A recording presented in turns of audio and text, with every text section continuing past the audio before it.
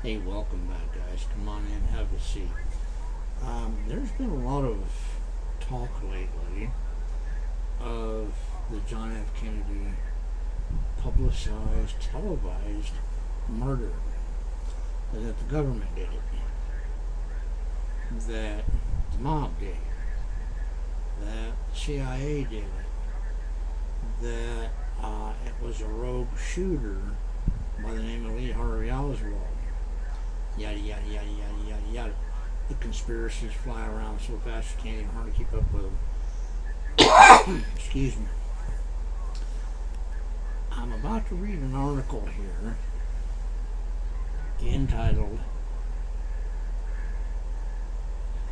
James Files, Wikipedia. Now, James Files was a wise guy. And that term generally is synonymous with Cosa Nostra. Let me read this. James Earl Files, born January 24, 1942, also known as James Sutton, is an American former prisoner. In 1994, while serving a 50-year sentence for the 1991 attempted murders of two police officers, Files gave interviews stating that he was the grassy knoll shooter in 1963 assassination of United States President John F. Kennedy. Now, the confession he gave is, well, if nothing else, it's striking. There's also a video here. Let me pull this video up. Let you listen to a minute or two of the video. It's, like I said, it's striking.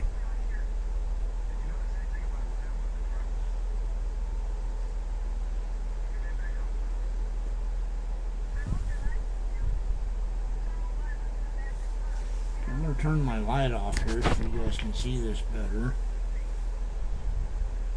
Here. I'm checking everything I could post everybody, which basically where a lot of different people are standing at.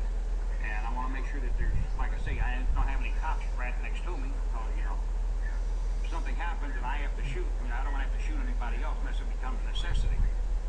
But I walk away from the fence, I come back over, secured everything, got it ready. I could hear the rumble, the people murmuring, so the motorcade's approaching. So I got ready, opened it up. I'm holding the Remington fireball, and I'm below the fence at this point. Motorcade come down, I believe that's Main Street there, come down and used to turn back around on the Elmer and come down that little side drive there. But when it come down and made its first right, this when I brought the weapon up. And I'm over the fence, and as they come down, made the turn on down there, that's why I started focusing through the scope and following the car. As shots started ringing out, I started counting the shots, but I'm not counting like 1, 2, 3, and 4. I'm counting them miss, miss, miss, because I know we're going for the headshot. So I don't care how many rounds are being fired as long as we get a headshot. But I'm hearing the shots being fired, I'm counting them as a miss, miss. And that's the only thing I'm concerned about. I've got this sign there for the Simmons Freeway that is fixing to come into my field of fire. As far as I can see at this point, the president has not been hit in the head at this time. I've seen the body lurch. I know he's been hit. How serious, I don't know. But my last instructions was we're going for headshot. If you have to take a shot, take it. But don't fire and miss us in the... Whoops. As this edition of Not in Your Lifetime was being prepared, a Cuban exile living in Miami, Reynaldo Martinez,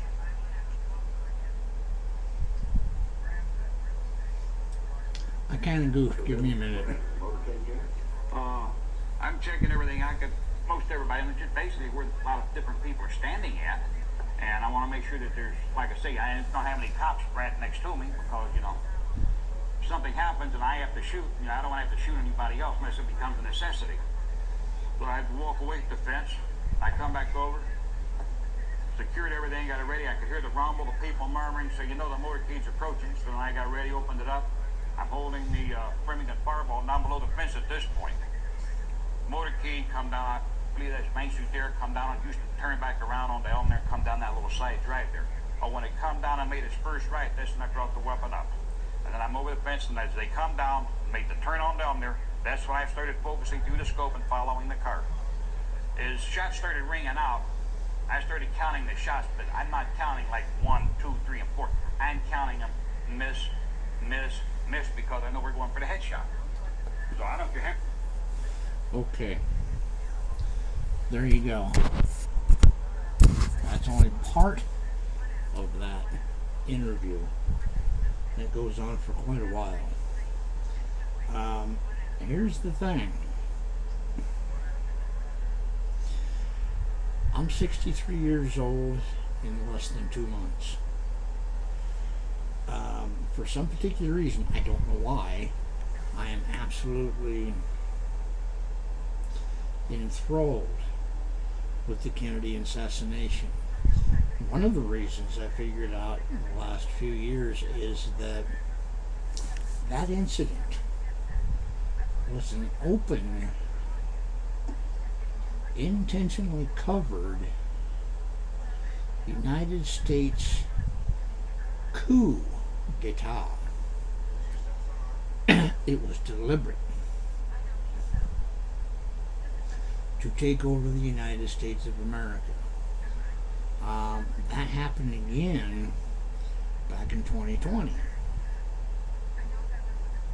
We'll cover that later. That's another story. But this guy's James Files. If you know anything about psychology, anything about, let's put it this way, you can tell a person is lying when they're talking to you. They're not really looking at your face, eye to eye, and they look down and to the left. You know they're lying. That clip that I showed of James Files there, he doesn't do that. He's so nonchalant. He's believable. Is he the shooter that was on the grassy knoll? I believe so, yes. And here's why. Later on in the interview, he actually describes, now that Remington Fireball he was talking about, you can buy one today. They're like $1,500, but you can buy one today. It was a pre-production model. In other words, it was a prototype that was given to him by by his handlers. And those of you that have been in the military, those of you who have been in law enforcement, when I say his handlers, you know what I mean. Okay, but that weapon was not a 22 caliber. It's a 223 caliber. A 223, not a pistol, it's just a handgun. But it was new in 63. It hadn't been out for production yet, like I said. Like I said, also James Files, he's looking this interviewer dead in the eye the whole time they're talking. Here's one other fact. Everybody that had anything to do with that interview, setting it up, doing the due diligence and finding the information, getting to James Files himself, James Sutton, they're all dead. Every single one. They're all dead. One more thing.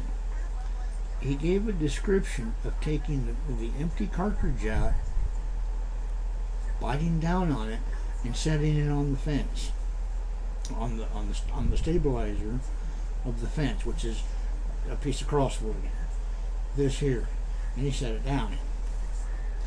In 1987, a 24 or 5-year-old man and his dad were looking around. They wanted to try to see if they couldn't find some evidence, some information, whatever they could possibly find. And the son, 25, 26-year-old kid, stumbled on that cartridge. When it was forensically tested, it had a dent in it when they found it. When it was forensically tested, that dent in James Files' teeth matched.